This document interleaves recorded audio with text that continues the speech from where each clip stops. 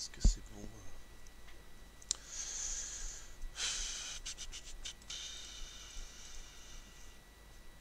Test son, test. Est-ce que c'est bon?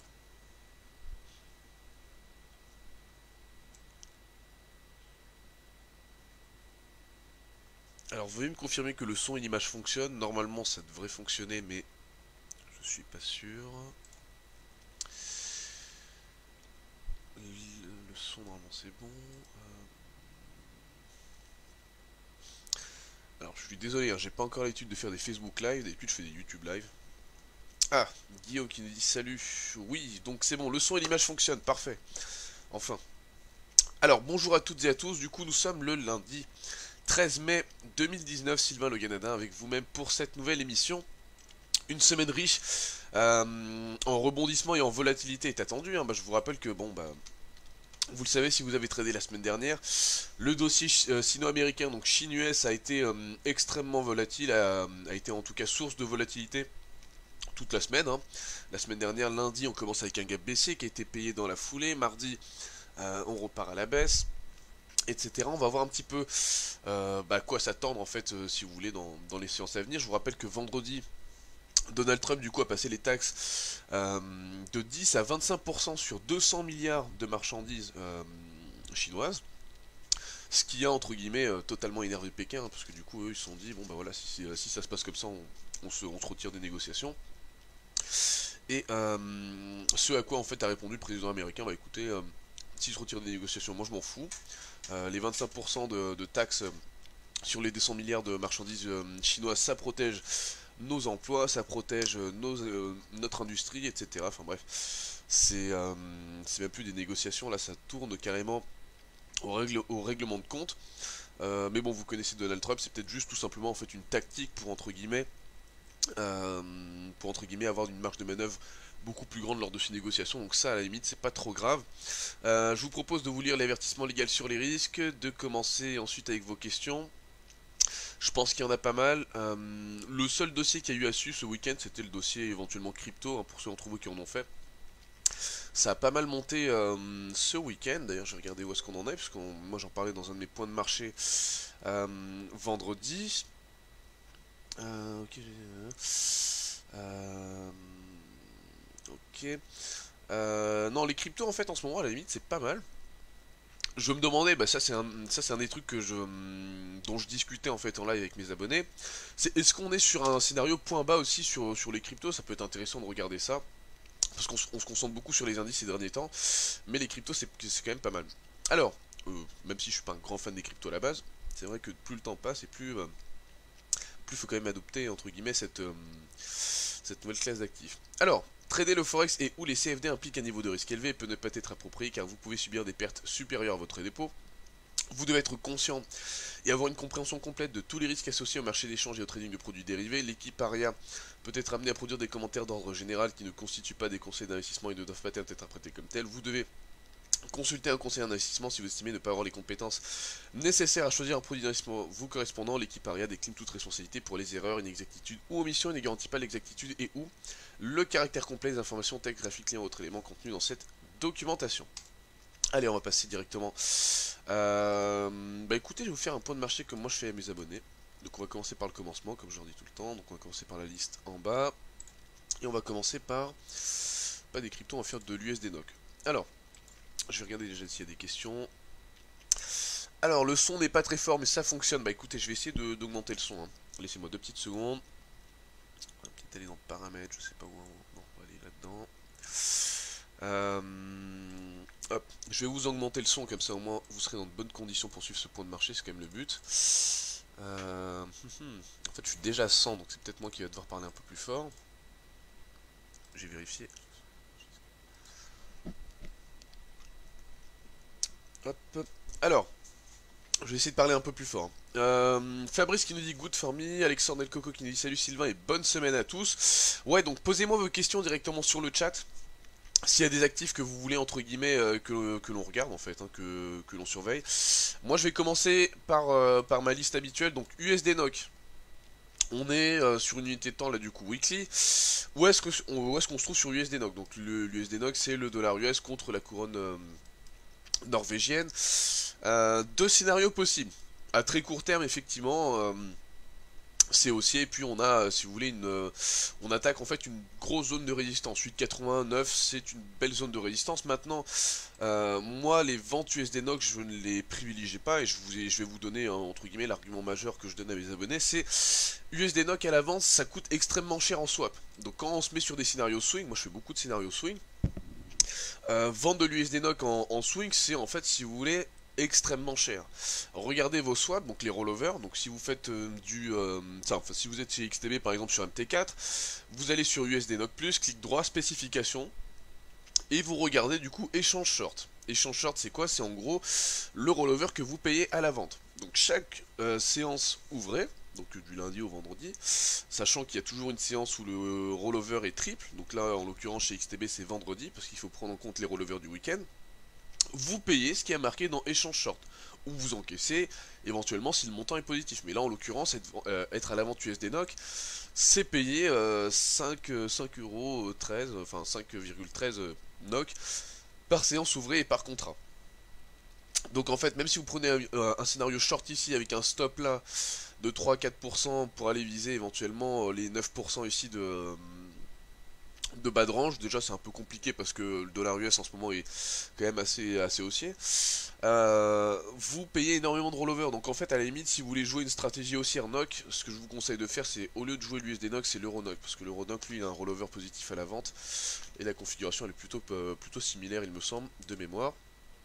Je prends l'euro NOK par exemple en weekly, ouais bon la configuration est plus ou moins similaire, mais c'est vrai que quitte à shorter en fait une devise, voilà, face au NOK, je prendrais de l'euro. L'euro est beaucoup plus faible que le dollar en ce moment.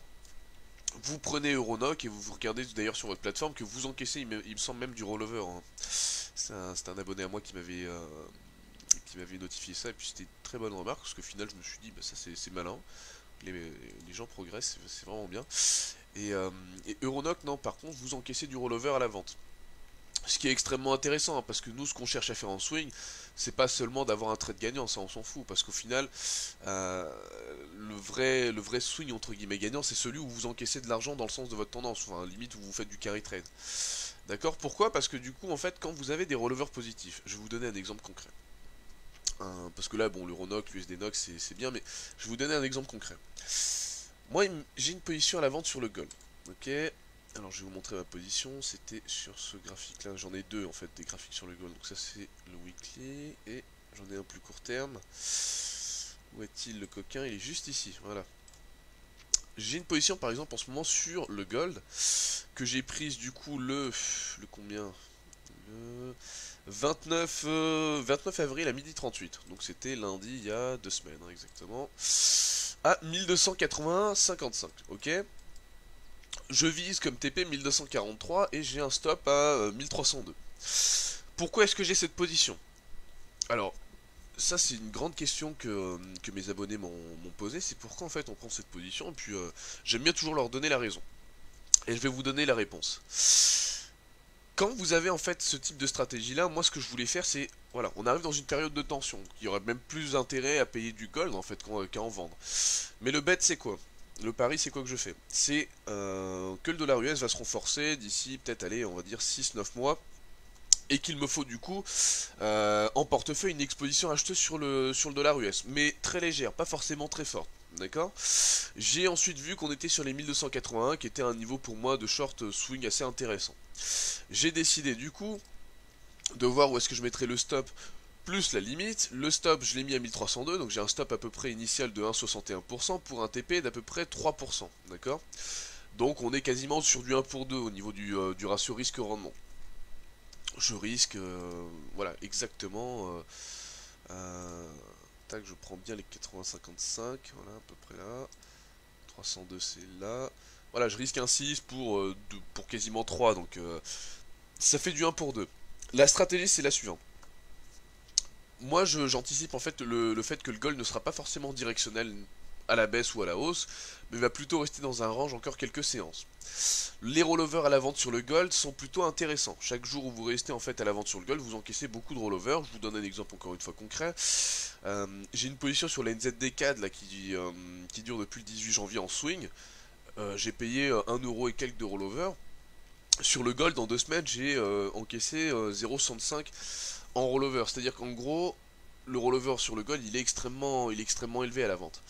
Donc, si mon trade dure longtemps et qu'on va taper mon stop réel n'aura pas été de moins 1, peut-être 65%, mais peut-être de moins 1,50%. D'accord. Et si mon trade dure longtemps, encore une fois, il reste en range longtemps et que j'encaisse énormément de rollover et qu'il va ensuite chercher le TP, mon gain ne sera plus du coup de 3%, mais peut-être de 3,1, 3,2, 3,3%. Donc en fait, le fait d'avoir ce type de stratégie en swing, où vous avez un actif en range qui vous paye du rollover et qui va ensuite soit taper votre stop, soit votre limite, il augmente en fait, si vous voulez, votre risk-reward ratio. Ce qui est extrêmement intéressant.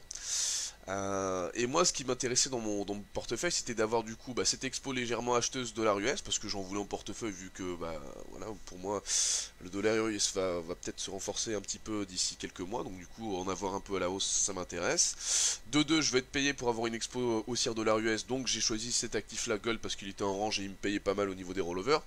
Et de 3, il améliore mon risk-reward ratio initial de 1 pour 2 à 1 pour 2,1, 1 pour 2,2. Donc statistiquement, en fait, c'est pas mal d'avoir ce genre de trade. Et on avait fait la même chose sur l'euro-dollar à l'époque, pour ceux d'entre vous qui se souviennent éventuellement. C'était quand on avait shorté les 1,1285,4, stop 1,14, TP 1,1120. Bon, le trade n'a pas duré longtemps, il a été très vite directionnel, mais le but à la base de ce trade, c'était même pas qu'il aille taper le TP, c'était qu'il reste longtemps en range, qu'on encaisse un maximum de rollover, et qu'éventuellement un jour il aille taper un 11,20. D'accord. Donc il y a plusieurs types de stratégies en trading. Il n'y a pas forcément que les stratégies directionnelles où je vais chercher une hausse ou une baisse dans les 30 minutes. Il y a aussi des stratégies où je garde longtemps un actif pour avoir une expo haussière ou baissière sur du dollar US, sur de l'euro ou autre en portefeuille, où j'essaie d'encaisser un peu de rollover et où j'essaie en fait d'augmenter statistiquement mes ratios risque-rendement. Parce qu'au final c'est que ça qui vous fera gagner de l'argent ou en perdre à moyen terme. Alors, je vais vous parler d'un indice qui est extrêmement intéressant. C'est l'indice FANG, donc Facebook, Amazon, Netflix, Google. Moi je surveille la zone des 2600, voilà c'est ça, ça commence, la zone allez c'est 2550 à 2645, c'est une zone que j'ai envie de payer, donc Facebook, Amazon, Netflix, Google, hein. Bon c'est les valeurs les plus entre guillemets hautes du moment aux US, et voilà, moi je vise un retour sur les derniers sommets à 3000 et quelques à moyen terme, et le but du coup pour moi c'est de le payer le plus bas possible, cet indice en swing, pour ensuite tout dégager vers 2900-3000. Ok. La semaine dernière, en tout cas vendredi, on a fait un premier test, alors très léger, hein, de ma zone. D'accord. De ma zone des 2550, 2640, voilà. Ce que j'aimerais cette semaine éventuellement, c'est qu'on ait une stabilisation. Bon, à mon avis, on va avoir un rebond, mais qu'on ait une petite stabilisation ici, sur ce niveau-là, pour vraiment payer dans cette zone-là. Si on arrive à avoir une stabilisation de ce type-là, genre H4, bon voilà, on aurait, je pense, voilà, quelque chose comme ça remonte là, ça revient consolider là, ça nous fait du coup un espèce de canal ici, puis que là on a vraiment un point bas, en H1, H4, voilà, qu'on a un espèce de retournement comme ça, un biseau d'élargissement ou autre. Ça m'intéresserait de payer du FANG, d'accord, Facebook, Amazon, Netflix, Google, parce que c'est des valeurs déjà assez recherchées. Et c'est une bonne zone de prix en swing. Donc ça, si vous faites des indices, il n'y a pas que le Dow Jones, il n'y a pas que le DAX, il y en a aussi d'autres qui sont intéressants, et l'indice FANG il est pas mal. Vous l'avez hein, sur XTB, si vous êtes chez XTB, il s'appelle FANG+, un truc comme ça, il me semble, si je dis pas de bêtises. US FANG+, voilà, c'est ça. Ok. Good, et d'ailleurs vous n'avez pas de rollover dessus, hein, je crois, il me semble. Je vérifie. Je vérifie. Trading, nouvel ordre. Non, il n'y a pas de rollover, il me semble, dessus, hein, sur le FANG. Mais je vais vérifier quand même, parce que j'ai pas envie de vous dire de bêtises. Je ne le trouve plus. Ouais, non, il est juste là. Spécification. Et non, il n'y a pas de rollover. Alors, on va voir si certains d'entre vous font des actions. Je vais regarder aussi s'il y a des questions sur le chat. Ça peut être intéressant. Tac. Alors. Je vais juste couper le son parce que là, je m'entends. Au niveau des questions, bonjour à tous, nous dit Laurent. Salut Laurent, salut Alexandre d'ailleurs. Je veux bien ton point de vue sur le dos cette semaine, mais je suis sûr que tu vas y venir. Oui, oui, oui, bon, ça, de toute façon, ça, je suis obligé, entre guillemets, de vous faire un point sur le dos, ça serait fou de pas le faire. Alors, pour ceux d'entre vous qui font des actions par contre, là il y a des très très bons shorts à prendre éventuellement sur Renault, mais ça se prend via pas forcément une vente à découvert mais via des puts. Alors pourquoi des puts? Donc qu'est-ce qu'un put? C'est une option de vente en fait, hein. C'est un call, c'est une option d'achat, et un put c'est un instrument dérivé qui vous donne le droit de vendre. Alors moi j'en parlais de ces scénarios là depuis un petit moment. Les puts fallait les prendre éventuellement il y a peut-être je dirais 3-4 séances, parce que la volate était pas encore chère en fait, donc du coup le prix des puts était pas encore trop cher. Là à mon avis ça a dû bien augmenter vu que le VIX a augmenté aussi. Mais Renault, voilà, ça c'est une valeur baissière pour moi à moyen terme, c'est une valeur automobile, bah, les fondamentaux étaient un peu pas top, hein. Si vous regardez l'année 2018, pourquoi ils ont gagné de l'argent? C'est parce qu'ils ont eu des ventes de véhicules utilitaires en Chine qui ont juste tout pété et qui ont remonté les résultats de tout le groupe, hein, parce que Renault en Europe est en décroissance, vend moins de véhicules et 7 départs de marché. Donc en fait, entre guillemets, sans leur partie chinoise et leur filiale chinoise de vente de véhicules utilitaires, ils étaient pas bons en 2018, hein. Donc leur croissance de 2 ou 3%, je sais plus, était même à zéro, je crois, ou voire même en négatif. Donc fondamentalement parlant, Renault c'est pas top. Techniquement parlant, bah, du coup j'étais sur deux scénarios, soit une fausse cassure et intégration vers la hausse, soit c'est une vraie cassure, c'est un pullback et là on part. Et bah on est sur le deuxième scénario, vraie cassure, pullback, là on part, et là du coup bah pour moi Renault à mon avis ça va être du 30 euros l'action d'ici peut-être 3-4 mois, hein. Donc je pense que voilà, 30 euros ça sera ouais pour peut-être, ou peut-être même début d'année prochaine, janvier. Mais dans tous les cas à moyen terme c'est pas une valeur que j'y garderai en portefeuille, c'est une valeur cyclique, donc attention Renault ça va vite. USD Tri, alors ça c'était 6,50 l'objectif haussier, donc ça on est actuellement à 6, ça ira sûrement à 6,50, hein, y a pas de stress. Par contre pareil, c'est une valeur qui coûte extrêmement cher à garder en swing à l'achat, hein. Si vous regardez vos swaps, c'est juste horrible, hein. Vous payez extrêmement cher votre position, donc ça encore une fois c'est le genre de stratégie où si on veut viser 6,50, faut que ça aille très vite à 6,50, on peut pas rester très longtemps en position, sinon ça défonce nos risques reward ratio. Parce qu'on paye tellement cher de rollover que au final notre perte juste à cause des frais de financement peut être grande. Ok, donc ça c'est haussier, mais pas forcément le truc que je prendrais en portefeuille. Deutsche Bank, c'est comme Renault, ça c'est une valeur dont ça fait je sais pas combien de temps que je dis qu'elle est baissière, donc je maintiens mon biais baissier, et ça va très probablement à 5, 5,50, c'est devenu une poubelle, hein. Deutsche Bank, il n'y a plus rien à espérer là, pour l'instant.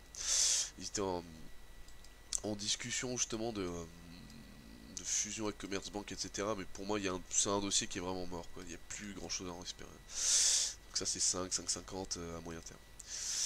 Le DXY à très court terme. Alors ça, le scénario que j'ai, c'est un range pendant encore une semaine. Donc là je pense qu'on va faire un range pendant encore une semaine dans cette zone là. Donc on devrait végéter aux alentours des 97, voire 97, 80, quelque chose comme ça. Donc on va faire un petit range ici. Le scénario c'est que du coup on fait un range encore pendant une semaine avant de repartir à la hausse et d'aller chercher 99. Pour moi vraiment le dollar US va repartir à la hausse, et c'est pour ça d'ailleurs que j'ai une petite expo aussi sur le gold. Vous le voyez ici, bah, je pense qu'on va avoir vraiment ce scénario de range pendant encore quelques petites séances.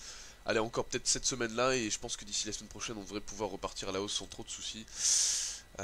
Sur le DXY, je vais vous faire un petit topo aussi comment on appelle ça, des news économiques. Hop, je vous mets le calendrier économique d'EliFX par exemple.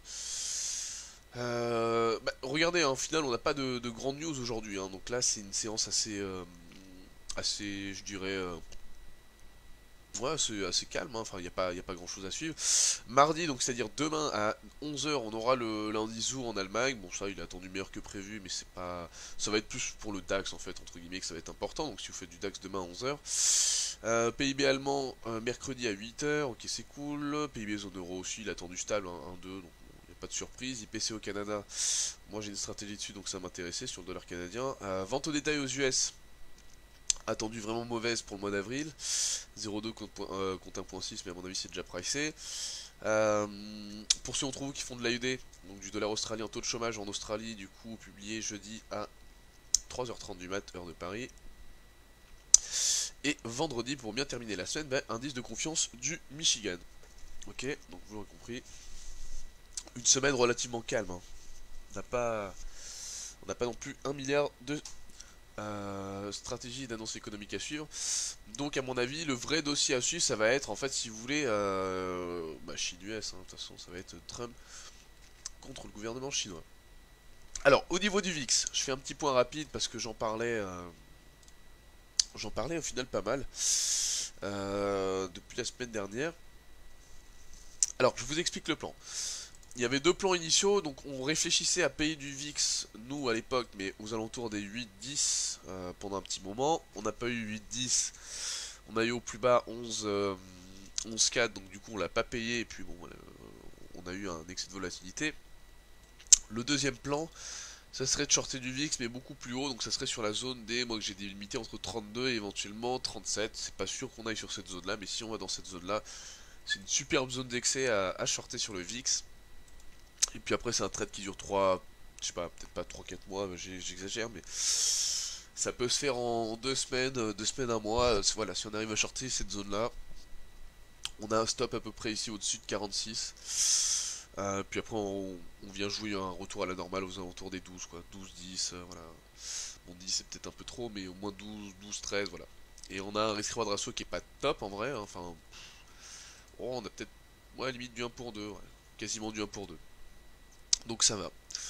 Donc le VIX, en fait, en gros, il nous faut un excès du coup sur 32-36. Pour avoir un excès sur 32-36, il faut que la volatilité des options, du coup, sur le S&P 500, elle augmente de façon drastique, et elle augmentera de façon drastique que si, en fait, en gros, si il y a un gros mouvement de panique sur les marchés, un petit peu comme ce qu'il y avait en novembre-décembre 2018. Donc il faut vraiment, en fait, si vous voulez que le marché soit tendu, qu'il y ait un gros crash, etc. C'est pas, du coup, c'est pas sûr qu'on ait ce type de scénario là, mais voilà.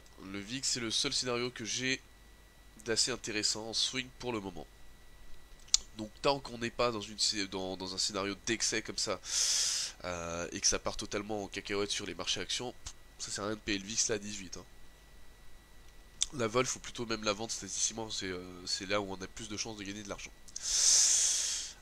Apple, on peut le payer, mais beaucoup plus bas. Là, c'est pas intéressant, 197 $ l'action. Bitcoin, du coup, 7000, c'est bullish. Bah, ça, de toute façon, j'en parlais avec quelqu'un qui faisait des cryptos, c'est peut-être même le point bas. Donc, voilà.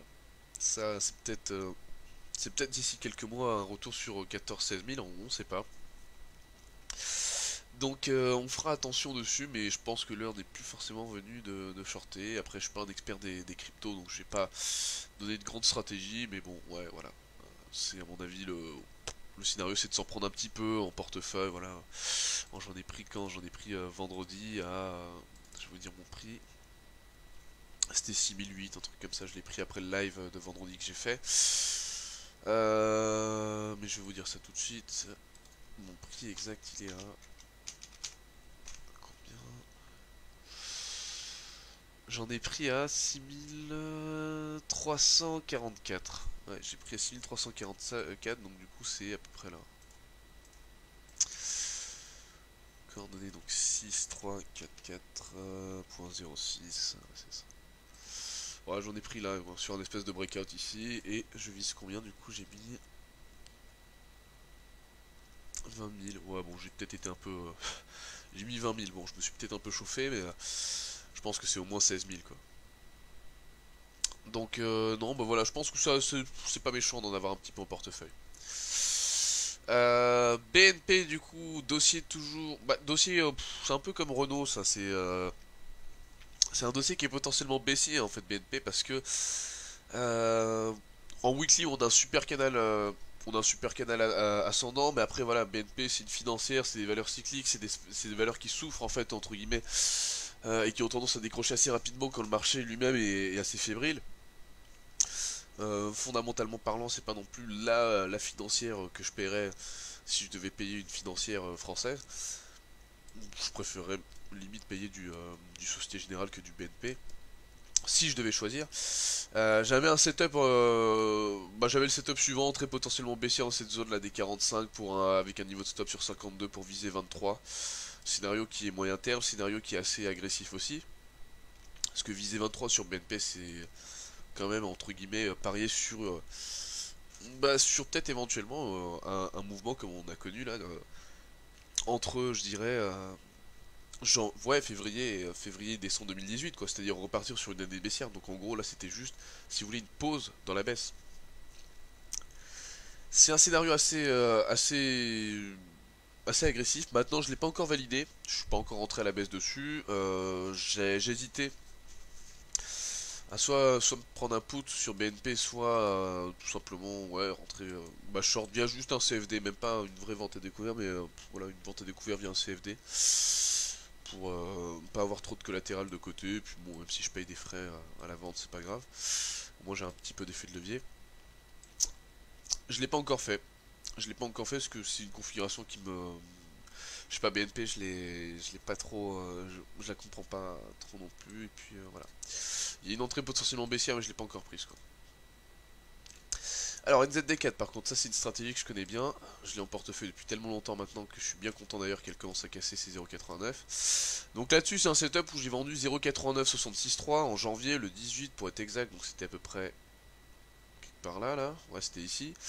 Stop 0,93, TP 0,85. On avait cette zone de support des 0,89, donc si certains d'entre vous font du NZD4, vous savez que les 0,89 nous ont énormément embêtés. Et on l'a enfin cassé. La semaine dernière, le support des 0,89 a rompu, et puis du coup, bah oui, pour moi, c'est limite une porte ouverte à la consolidation, et voilà. Je pense que la tendance baissière, le scénario de tendance baissière que j'avais, entre guillemets, donc du coup, moi, mon analyse, c'était que voilà, depuis 2016, c'était une belle tendance baissière. Fondamentalement parlant, moi je préfère largement payer du dollar canadien que du dollar néo-zélandais parce que c'est beaucoup plus bullish du côté du CAD que du dollar néo-zélandais, en tout cas selon moi, au niveau des fondamentaux. Et puis techniquement parlant, on était sur une belle zone de résistance, donc ça se valait comme scénario, d'accord. Techniquement et fondamentalement parlant, ça se tentait, le risque-reward ratio était pas mauvais non plus.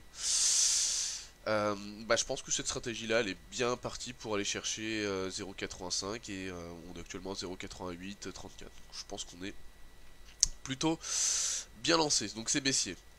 Pétrole, alors là j'ai une stratégie court terme, pas forcément du swing. La configuration à court terme qu'il faut surveiller, donc si vous êtes quelqu'un qui tradait éventuellement en intraday, pas très compliqué. Sur vos graphiques, vous reportez ce triangle symétrique là en données horaires, d'accord. Voilà, hausse, baisse, et puis c'est pas très compliqué. Bon après, on dirait l'analyse technique sur les matières premières c'est toujours un peu casse-gueule. Mais maintenant, c'est pas non plus... voilà, là c'est simple, hein, c'est en gros cassure des, je dirais, des 61 $ le baril. Ça va chercher au moins 58. D'accord, cassure haussière sur 62,50, ça va chercher éventuellement ouais, les plus hauts à 66. Moi, mon plan à moi, il est un peu plus compliqué. Enfin, il est pas un peu plus compliqué, mais c'est juste que là-dessus, moi j'ai une zone d'achat potentiel. Hop, je vais la décaler à peu près là. J'avais mis initialement entre 60 et 60 $ le baril 50, une zone d'achat avec un stop à 57 et un TP à 70. Mais en fait, j'ai même retravaillé mon plan la semaine dernière. Et pour ceux d'entre vous qui me suivent un petit peu sur mes émissions, en fait maintenant je change de plan et j'aimerais même payer le pétrole encore plus bas. Parce que je pense qu'il y a un potentiel de consolidation un peu plus grand que juste 60. Et je pense qu'on peut même redescendre sur 57-58. Donc en gros, moi mon plan c'est plus le pétrole va... enfin, plus le pétrole va bas, entre guillemets, enfin consolide. Plus en swing je vais essayer de le payer. De toute façon, ma target, bon, de toute façon c'est toujours 70, ça change pas, mais plus en fait, entre guillemets, il consolide et plus ça me donne un risque-reward ratio intéressant en fait. Parce que mon TP devient de plus en plus grand, mon stop il restera toujours plus ou moins le même, ce sera à peu près 200-300 points, pas plus. Donc voilà. Moi cette semaine j'attends encore une consolidation du pétrole, j'attends de le payer sur 60. Bon 60 c'est vraiment la zone, c'est vraiment le prix minimum que j'ai envie de payer, 60 $50. Si on va en dessous, tant mieux, si on va pas en dessous, bah tant pis, hein, c'est pas grave, ça veut dire qu'il fallait le payer sur 60, 61,50, 62. Et clairement c'était pas dans mon plan initial, donc aucun regret. Alors DAX, je vais vous montrer mon plan aussi parce qu'on arrive dans ma zone. Alors, niveau d'achat, j'ai mis environ 12 000, donc 11 800, 12 000, ouais c'est ça en fait. Le plan sur le DAX, bah il y a un canal ascendant, bon ça c'est juste du technique. Euh... Ouais, bah, le plan sur le DAX, payer entre 11 800 et 12 000 éventuellement. Maintenant, faut voir un peu comment évolue le marché, mais Là on commence la séance avec un gap baissier. Si on se stabilise entre 11 008 et 12 000, ouais ça vaut le coup de payer en swing. De toute façon après 11 008, 12 000 pour viser 12 000, combien là? C'est 12 000, 12 004, 12 006, ouais ça peut le faire. Hein. On va regarder le risque-reward ratio, mais je sais pas, par exemple si je prends 11 009 là ici, j'ai un stop d'à peu près, donc c'est, je mettrai en dessous de ce niveau-là. À peu près 3% pour viser 4,50. Ouais, bon, on peut encore affiner à mon avis au niveau du risk-reward ratio. En H1, je vais peut-être juste réduire ce truc là parce que là, on voit plus rien. Je vais le mettre peut-être éventuellement comme ça. Voilà, je vais le mettre là. Hop, comme ça on voit mieux. Donc, canal descendant, tac tac tac. Ouais, donc là en gros c'est vendu. Le bas de canal il est où? Il est là. Là il y avait le triangle, il a été cassé aussi, top. Non mais ouais, payer vers 11 009, on est à quoi? 976, c'est largement faisable. Payer 11 009, stop, je mets 11 007, éventuellement, donc 1,61% de stop et je vise 12 005. Ouais, 1,60 pour 5, ouais non là ça devient pas mal, là. Ça fait du 1 pour 3 et quelques. Donc limite, je peux élargir mon stop histoire d'augmenter mes probas. Sur 11 009, stop 11 650. Ça me fait un stop de 2,12 pour 5, donc ça me fait 1 pour 2, quelque chose, 2,1, 2,2. Ouais, ça peut être intéressant. Donc ça va jouer cette semaine de toute façon. Après, il y a aussi... bon, le seul truc un peu relou, c'est ce canal ascendant là, parce que c'est vrai que s'il casse, après, du coup, ça va nous amener sur un gros scénario baissier où il descendrait sur 11 004. Donc on va pas être trop bête, on va pas payer à l'aveugle non plus. On va voir sur des UT du style H1, H1 M15 si on a une stabilisation aujourd'hui ou demain. Mais de toute façon ça va être aujourd'hui ou demain où on va arriver dans la zone de prix de 11 009 et où on va devoir prendre une décision. Donc ça va jouer là dans les heures qui arrivent entre guillemets quoi. Donc non, on va laisser consolider. Moi comme je vous disais, hein, on va pas payer trop tôt, on va pas se faire piéger, on va laisser le marché consolider. Et puis on rentrera à l'achat quand il faudra. Alors je vais passer à un dossier à mon avis qui vous intéresse tous beaucoup, c'est le Dow Jones. Là-dessus pareil, j'ai aussi une belle stratégie, je vais vous la dire, laissez-moi juste le temps. Hop. Voilà, de me boucher un peu parce que j'ai attrapé froid. Alors, Dow Jones en unité de temps journalière. Alors qu'est-ce que c'est que ça, Sylvain? Oui, ce ne sont pas des soucoupes volantes, si c'est ce que vous vous demandez, c'est éventuellement un scénario que j'ai en tête. Encore une fois, c'est une hypothèse, c'est pas ce qui va forcément se passer. Mais c'est un scénario voilà, qui m'est passé par la tête, je sais plus, jeudi ou vendredi dernier. Puis je me suis dit, bah écoute, on va juste le mettre sur les graphiques, on sait jamais, c'est peut-être éventuellement ça qui va se passer. Donc du coup, c'est peut-être ça qu'il nous faudra surveiller, tout simplement. Donc du coup en fait j'ai un scénario d'épaule tête-épaule en fait sur le Dow Jones. Est-ce que c'est le scénario entre guillemets qui va se concrétiser? Je sais pas. Mais c'est vrai que je surveillais mes graphes la semaine dernière et j'ai essayé de trouver une espèce de... Bah voilà, de vision en fait sur le Dow Jones. Je me suis dit à quoi ça ressemble, à quoi ça... On arrive, on fait un triple top, ok, y a pas de stress, mais... Voilà, qu'est-ce que je peux aller chercher là-dessus quoi? Moi la consigne que j'ai donnée à tous mes abos c'est neutre, hein, c'est ni achat dans cette zone là, ni vente. Bah après chacun fait ce qu'il veut de toute façon, mais moi c'est le genre de truc, c'est les configs de marché comme ça où on fait des espèces de machins comme ça, moi j'aime pas. C'est hyper piégeur, c'est parfait pour aller prendre quelques petits points, mais c'est pas des grosses tendances, donc c'est toujours un peu compliqué. Pour moi du coup j'ai anticipé ce scénario d'épaule tête épaule, épaule, éventuellement tête, ici on fera ça, on viendra taper 422 une ou deux fois encore, et puis après on fera une épaule, on remontera jusqu'à 261, donc bon les gens qui vont shorter trop tôt ici se feront avoir sur la hausse là. Et éventuellement sur 261, bah, les gens se diront reprise aussi, on paye là, et puis là, ça repartira à la baisse, ça aura piégé tout le monde. Donc ça c'est une hypothèse encore une fois, c'est pas forcément ce qui va se passer. Mais j'ai anticipé le truc comme ça, je me suis dit ouais je vois bien les gens shorter là, et ensuite sur le retournement là, essayer de payer là, puis en fait c'était un piège aussi là, et puis là ça repart vraiment à la baisse quoi. Donc la consigne que j'ai donnée moi c'est neutre, et moi ce que je vais essayer de faire c'est éventuellement, si je dois rentrer short c'est sur un scénario épaule tête épaule, donc c'est à dire ici, dans la séance on vient consolider sur 450, ça paye, ça remonte jusqu'à 200, voilà, 26 100, 26 200, peut-être même 26 000, ouais, on sait pas, 400, et voilà, excès haussier, mèche, et là ça repart à la baisse, et là éventuellement je prendrai un short.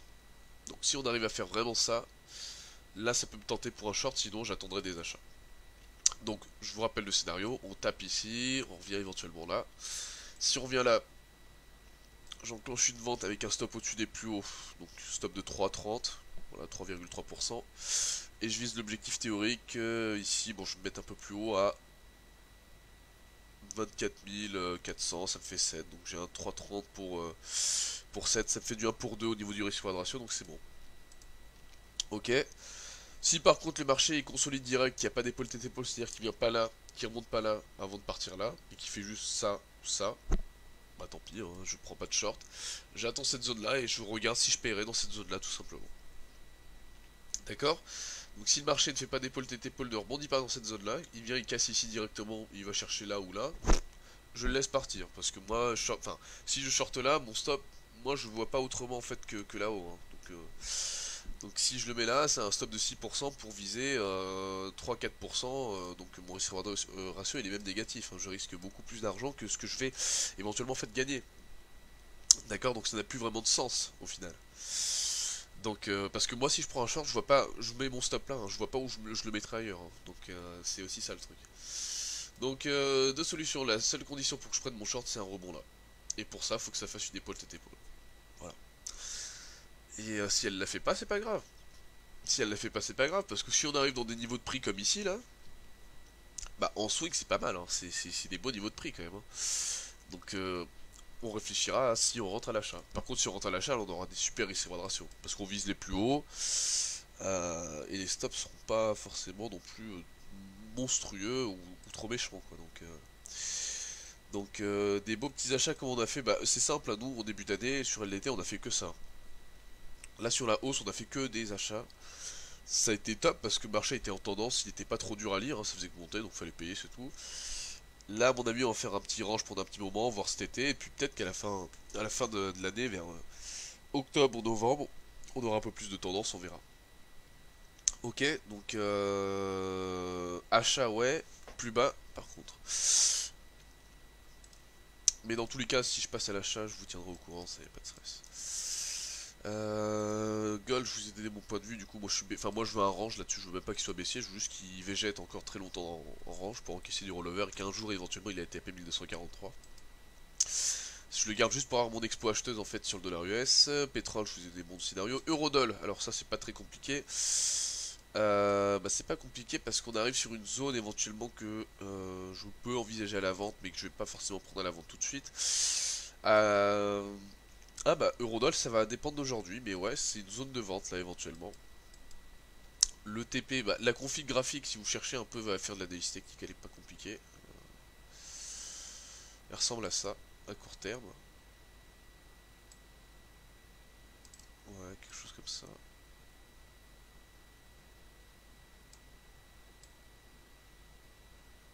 Ouais voilà on a 1, 2, 3, 4 points de contact quasiment. Donc là en fait si vous voulez ouais non là il peut y avoir quelque chose d'intéressant sur l'Eurodoll. Après lundi, moi j'aime pas trop prendre des trades parce que c'est toujours une séance piégeuse. C'est souvent l'inverse de ce qui va se passer toute la semaine qui se passe lundi. Mais ouais, petit excès là, éventuellement shorter là, stop là 0,5 pour chercher 1 sur un 11,20. Donc ça fait vraiment du 1 pour 2. Donc ouais, ça peut être intéressant aussi. Ça peut être intéressant aussi Eurodoll de le shorter, sachant qu'il paye du rollover. Donc en fait, même si on reste quelques jours en position et qu'il tape notre stop, bah avec le rollover qu'on aura encaissé, ce sera même pas 1 qu'on aura risqué pour aller chercher éventuellement 2, ça aurait été peut-être 0,8 pour 2, tu vois. Donc ça améliore notre risque-reward ratio en fait. Donc ça devient plus intéressant. Donc potentiellement, je vais le noter dans ma checklist de trades que je surveille. La vente Eurodoll, ça peut être clairement EURUSD, du coup, une des stratégies de la semaine. De toute façon, je la surveillais déjà depuis un moment, donc c'était un 12. On est à un 12,29, ça serait un 12,45. Un 12,50. Avec un stop aux alentours des 85, c'est un peu court quand même. Un 13. On va surveiller ça. On va surveiller ça. Donc ça c'est fait. USD Mixen, ça je paye mais uniquement sur 18,50, je l'attends depuis décembre, donc depuis décembre là je disais short TP 19 et 18,50, 19 a été fait, a même bien été fait plusieurs fois, je vous rappelle qu'en décembre on était quand même à 20,50, et au plus bas on a fait 18,73, donc je suis un peu déçu, moi je voulais 18,50, 18,55 pour un achat, on les a pas fait. On les a pas fait, pour l'instant on est sur un scénario où ça remonte un peu. Je le paierai que sur 18,50. Ok, GBPNZD. Pas grand chose à faire. USD HKD, donc là je vous rappelle encore une fois ce qui se passe sur l'USD HKD. On arrive sur le niveau qui est défendu par la Banque Centrale de Hong Kong, du coup c'est un PEX, ça passe pas, 7,85 c'est défendu par une banque centrale, donc vous voyez à chaque fois qu'on arrive sur ce niveau, c'est un peu comme ce qu'il y avait sur le CHF à l'époque. C'était quoi c'était un 20 je crois il me semble. C'était un niveau qui tenait.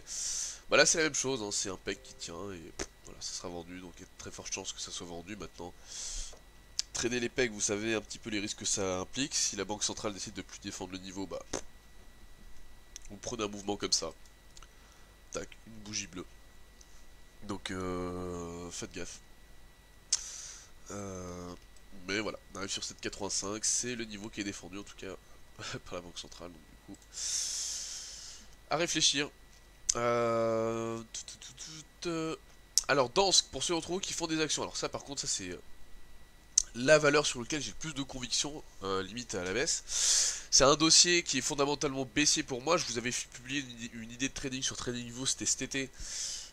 Dansk, scénario baissier jusqu'à 120, on était actuellement, enfin on était à l'époque à 142. Bon ça c'était purement technique, hein, mais au niveau des fondamentaux, je les ai pas marqués ici, cassure technique plus fondamentaux baissiers, je vais vous expliquer les fondamentaux baissiers. Mais pour moi c'est la valeur financière la plus simple à shorter. Hein. Donc 142 on a fait 120 et puis même là pour moi la nouvelle anticipation c'est qu'on descende à... J'avais marqué mon TP, bon j'ai mis 40 mais j'ai exagéré, hein. C'est au moins 60 je pense. 60, 70 d'ici peut-être 6 mois c'est faisable je pense, 6 mois, 9 mois.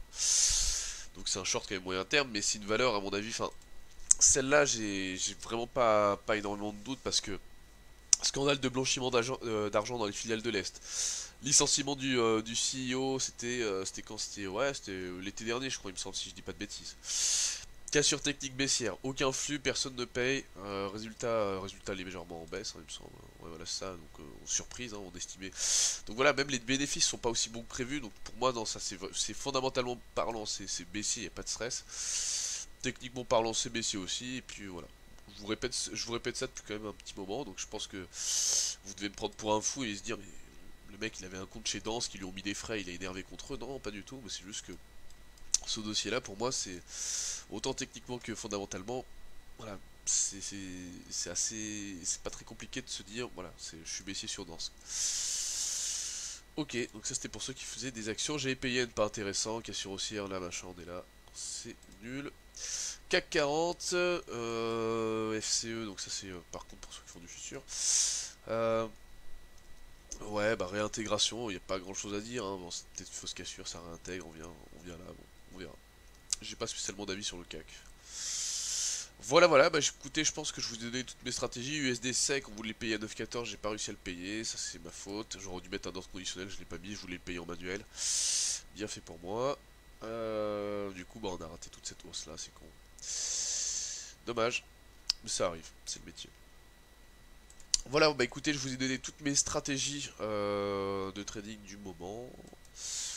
Je vous propose qu'on se retrouve du coup sur les différents réseaux sociaux, Twitter, Facebook, Instagram, Snapchat, pour débriefer, pour discuter marché. Si vous avez des questions, bah, n'hésitez pas à les poser sur le chat, mais je vois qu'il n'y en a plus, donc je pense que j'ai plus ou moins répondu à toutes les questions. Alexandre, du coup, t'as mon point de vue sur le dos cette semaine, donc moi c'est soit épaule tête épaule, je short sur l'épaule tête épaule, soit on a un directionnel baissier dès maintenant, et à ce moment-là, je prends pas de short et j'attends juste uniquement un achat. Voilà Alex, j'espère avoir répondu à ta question du coup. Et puis voilà, bah écoutez, je vais terminer ce point de marché. Si vous avez des questions, bah voilà, je suis sur Facebook, hein, vous m'envoyez un MP. Et je vous souhaite une excellente semaine de trading à toutes et à tous.